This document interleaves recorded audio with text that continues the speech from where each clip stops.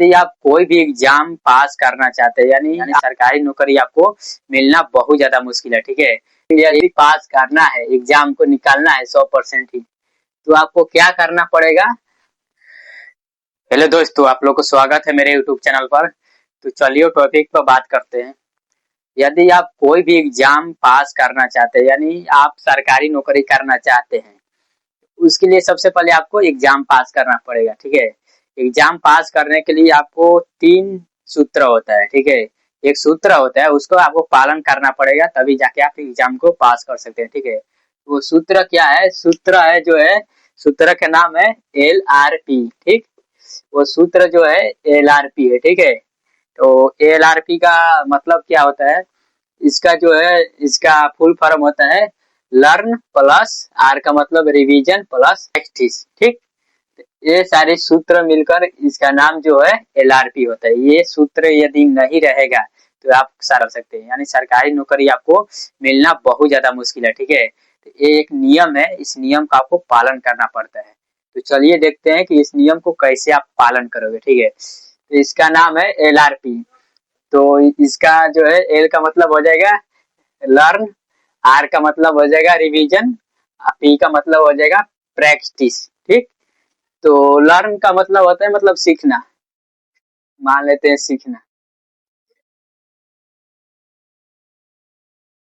Learn का मतलब होता है सीखना, ठीक है। रिवीजिंग का मतलब होता है मतलब जो सीखे उसको आपको रिवीजिंग करना है, फिर मतलब उसको आपको रिवीजिंग करना है, 2-3 बार अपने से मतलब पढ़ना है, उसको रिवीजिंग करना है।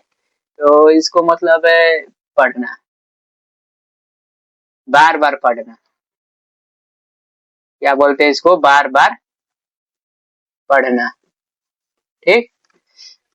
प्रैक्टिस का मतलब होता है मतलब उसको प्रैक्टिस करना, मतलब उसको जो उस क्वेश्चन में है उसको आपको प्रैक्टिकल कर कर देखना, ठीक है। उसको मतलब देखना, मान लेते हैं देखना, उस काम को करके देखना कि सच में सही है या गलत है, उसको प्रैक्टिस करना मतलब सिद्ध करना, ठीक। ये होता है आपको कोई भी एग्जाम में यदि पास होना चाहते हैं तो ये सूत्र को आपको याद रखना होगा।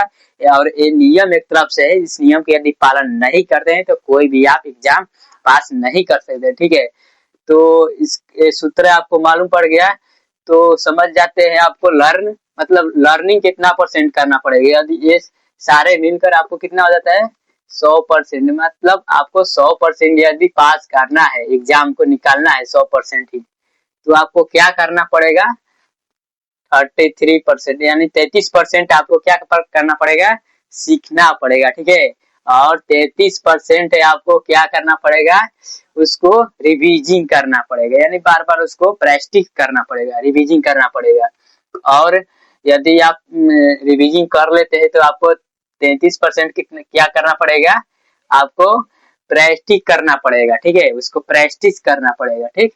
तब जाके आप क्या कर सकते हैं?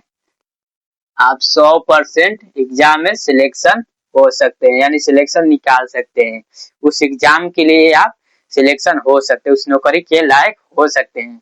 ये तीनों जो है यदि आप बराबर करते हैं तो। अब देखते हैं यदि आप तीनों में बराबर नहीं है, मान लेते हैं आप केवल सीख रहे हैं, 33% आप सीख लिए, ठीक है। 5-6 घंटा आप सीख रहे हैं, पढ़ रहे हैं, केवल सीख रहे हैं, ठीक। उसके बाद जो है रिवीजिंग कितना किए आप? रिवीजिंग जो है 0 किए, मतलब रिवीजिंग किए ही नहीं, तो 0 यहाँ पर मान लेते हैं। 33 गुणे 0 गुणे इसको क्या बोलते हैं? रेस्टिक जो है किए ही नहीं, 0।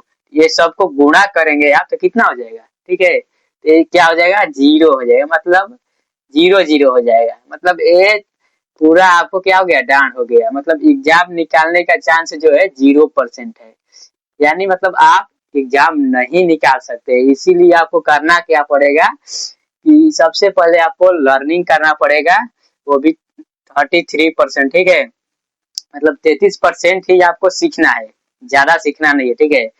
2 घंटा सीखना है तो 2 घंटा आपको क्या करना पड़ेगा? रिवीजिंग भी करना पड़ेगा, ठीक है। 33% ही आपको सिर्फ बराबर रिवीजिंग करना पड़ेगा, ठीक। और 33% ही आपको क्या करना पड़ेगा?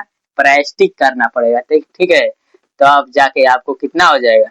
यदि 33 गुणे 33 करते हैं तो आपको कितना हो जाएगा 1000, 1000 मतलब 1000, मतलब 1000% चांस है कि आप एग्जाम को निकाल सकते हैं। ठीक है, तो ये सूत्र यदि याद कर लेते हैं और दूसरी बात ये सूत्र के अनुसार, इस नियम के अनुसार चलते हैं तो कोई भी एग्जाम जो है निकाल सकते हैं। ठीक है, तो यदि आप भी सरकारी नौकरी में फार्म डाले हैं तो इस सूत्रों को याद करिए ताकि उस एग्जाम को आप भी निकाल सके। ठीक, और आपका जो है सरकारी नौकरी जो है का सपना जो है पूरा हो सके। ठीक, तो ये सूत्र है, सूत्रों को अच्छे से याद करिएगा और इस सूत्र पर ही आपको काम करना है। ठीक, ना कि आपको 10 घंटा 12 घंटा 14 घंटा पढ़ना है।